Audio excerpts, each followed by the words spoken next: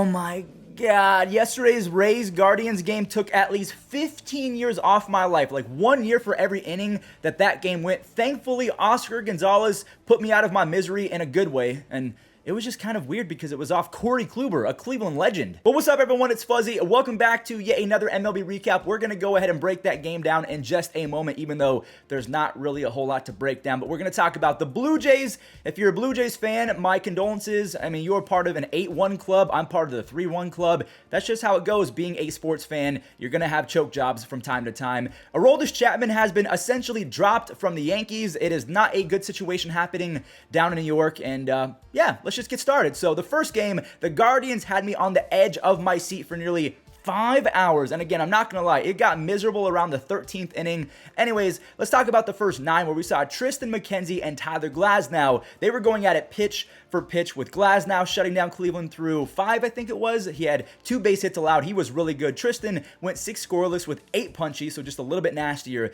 This was the first game in postseason history in which both teams went into the 12th inning with a 0-0 ball game when the Rays, they were threatening. And J-Ram, he saved the season, not only in game 1 with a 2-run home run off of McClanahan, but this game with the leather. And please do not discount the stretch and the scoop from Josh Naylor over at first base. The Pens, they did their jobs up until Corey Kluber. When I saw him coming out of the bullpen, running onto the field, I thought, this is an episode of Twilight. No way this is happening. Or Twilight Zone, not Twilight. But ultimately, Corey Kluber left a slider on a silver platter for the rookie Oscar Gonzalez. And Ogon, he crushed it. So that is a 1-0 ball game. He pimped it. He knew that it was gone. He became the 4th rookie in the history of the playoffs to hit a walk-off home run. So the rookie hit a walk-off home run for the youngest team in baseball. We've shocked everyone. Now it's a 5-game series against the Yankees. And a lot of Yankees fans are feeling confident right now because of what happened in the regular season. And I don't blame them, but I'm going to let you Yankees fans know right now,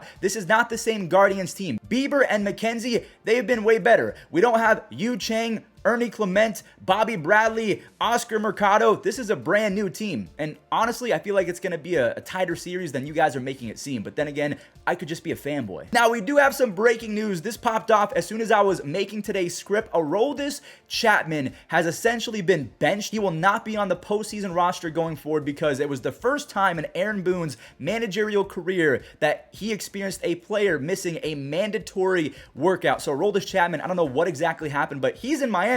He is not on the Yankees, and I was excited to face the Yankees because I wanted Owen Miller, someone random, to hit a walk-off grand slam in Game 4 to send it to Game 5 so we could see this dumb little face again, but it's not going to happen. AROLDIS CHAPMAN has all but squandered his opportunity at ending his Yankees tenure on a high note. I mean, when he first got traded back, or he signed back with the Yankees, I mean, it was going to be a cool thing, but then off the field issues and his implosion in 2022, it just really put a sour taste in everyone's mouth. And I don't know anyone that likes AROLDIS CHAPMAN, and not even the Yankees do, and he's on the Yankees. So let me know in the comments if you're a baseball fan in general. What do you make of AROLDIS CHAPMAN as a person and a baseball player? Because we've all seen his implosions. And if you're a Yankees fan, I know that we're about to go at war, but as a Guardians fan, I'm curious. Do you think that your team is now better without AROLDIS CHAPMAN? To me, I feel like Wandy Peralta is better right now than AROLDIS CHAPMAN because his mechanics are all over the place. So I thought that he was going to be our get out of jail free card, but unfortunately, we will not be able to see this dumb little face in October.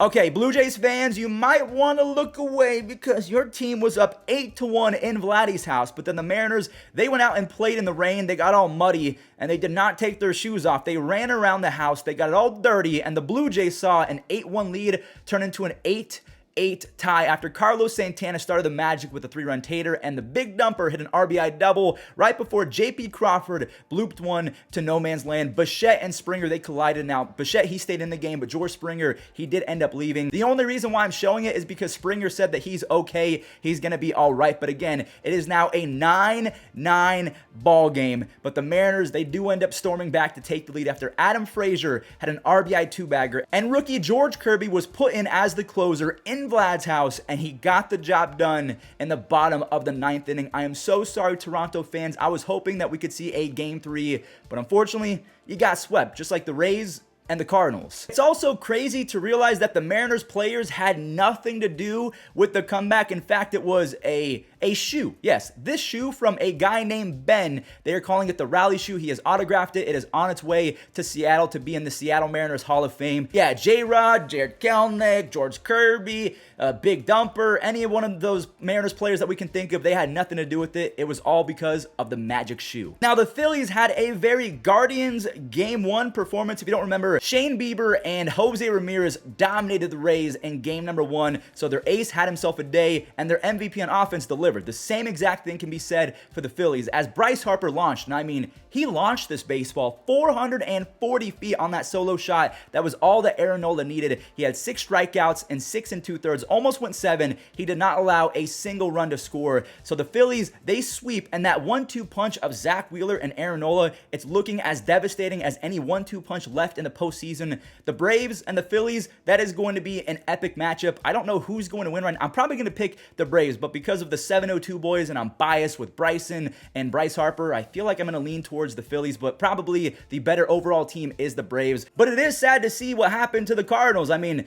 Paul Goldschmidt and Nolan Arenado, I think they went 1 for 15 with 8 strikeouts, and it's sad to see the legendary careers of Albert Pujols, Yadi, and Waino all come to an end. Pujols, 700 plus home runs, a 100 plus WAR on his career. Molina is probably the greatest defender, not even just defensive catcher, the greatest defender up there with Ozzie Albies and Andrelton Simmons, Brooks Robinson, that has ever lived. And Waino, he had a near Hall of Fame career with 195 wins, over 2,100 strikeouts, so they've all been extremely good. Pujols and Yadi, they'll probably be in the Hall of Fame. Just unfortunately, Waino came a little bit short. Regardless, I tip my cap to all 3 of those guys. And the Phillies, they're the 3rd team to sweep. The last game is pretty easy to recap, as well as the Mets. They handled business against the Padres after getting smacked around in game number 1. So we saw Francisco Lindor going yard and Brandon Nimmo. This was a very impressive at-bat. Like, I've played baseball before. I've faced tough lefties. I cannot imagine it's a fun time facing Blake Snell as a lefty. And Brandon Nimmo just makes the lefty-lefty matchup look like nothing at all. I love Brandon Nimmo. Also, he drives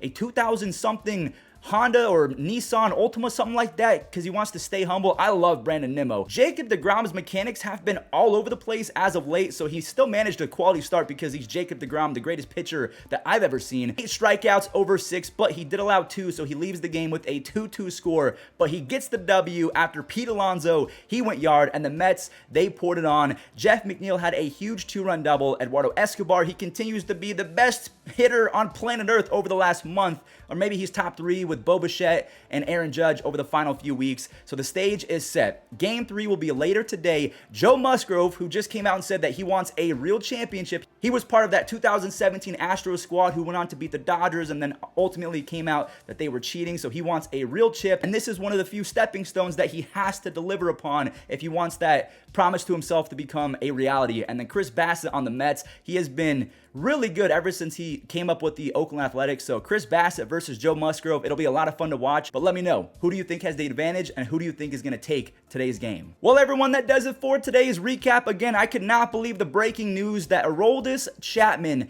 has officially booted himself off of the Yankees postseason squad. And if you did not know, I believe that he's a free agent in 2023, so his time as a Yankee is officially over. He went from being the Yankees closer to being traded to the Cubs. I think they got Gleyber Torres in that trade, so he goes and wins a championship with the Cubs. Then he pulls an Uno reverse card. He goes back to the Yankees as a free agent, and now, after basically being replaced by Clay Holmes and all the other relief pitchers that they've had this year, the bullpen's going to be thin, I will say that. But me thinks that Yankees fans are perfectly okay with AROLDIS CHAPMAN not being on the squad, and honestly, it's his fault. Brian Cashman, the GM of the Yankees, was roasting him essentially all press conference long, saying that he mentally wasn't in it the entire season, talking about AROLDIS CHAPMAN. So again, don't feel bad for AROLDIS CHAPMAN. This was self-inflicted, and it's his fault. So thank you guys for watching. I appreciate all the support on the recaps the last few days and weeks and months and years. You guys rock. Thank you so much for everything. Peace out.